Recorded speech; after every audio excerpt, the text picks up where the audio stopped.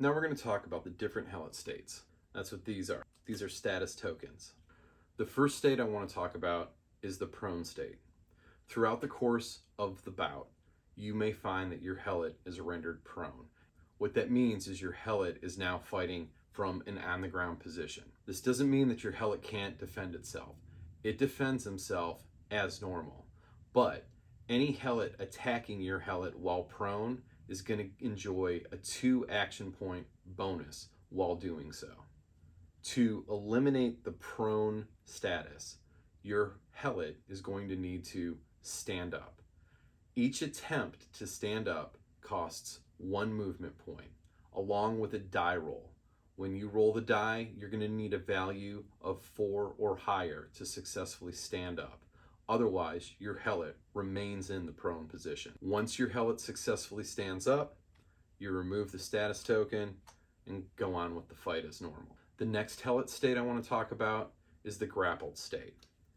When an opposing Helot lands a successful grapple against you, you're going to put the grappled status token into your area command panel.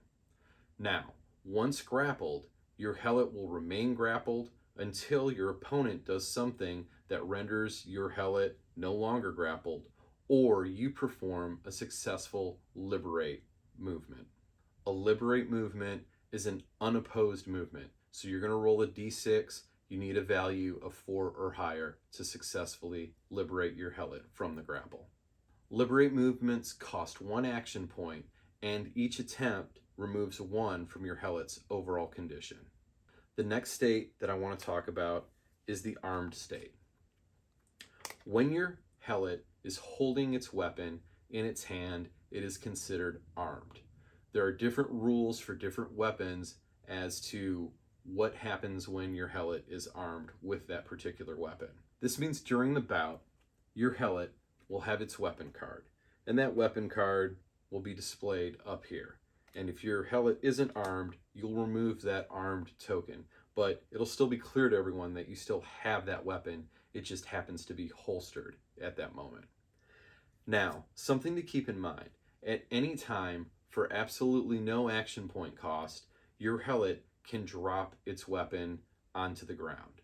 That weapon is then lost forever. Another Helot can't come and pick it up. By dropping that weapon on the ground, it's going to cost you no action points, and you're then free to do whatever actions that you were prohibited from doing by holding that weapon. Otherwise, you can spend the action points to holster the weapon and remove the armed state that way.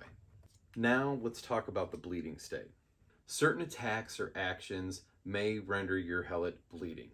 What bleeding means is at the beginning of your command round, you're going to take 1 from your overall and give it to the crowd pile. The only way to stop bleeding is by performing the mend action. After performing mend, you can remove the bleeding status token. The last status is flaming.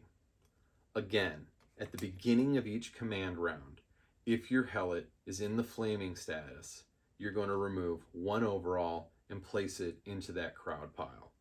This continues until you perform a stop, drop, and roll action. Once your Helot performs that action, you can remove the flaming status.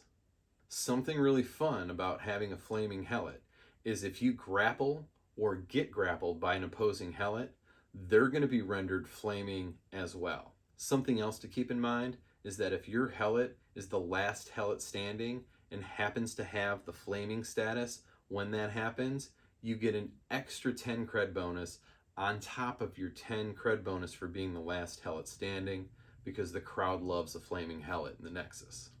Something else to keep in mind about the Helot states is that they're all listed right here on your action menu, along with the effects of each one.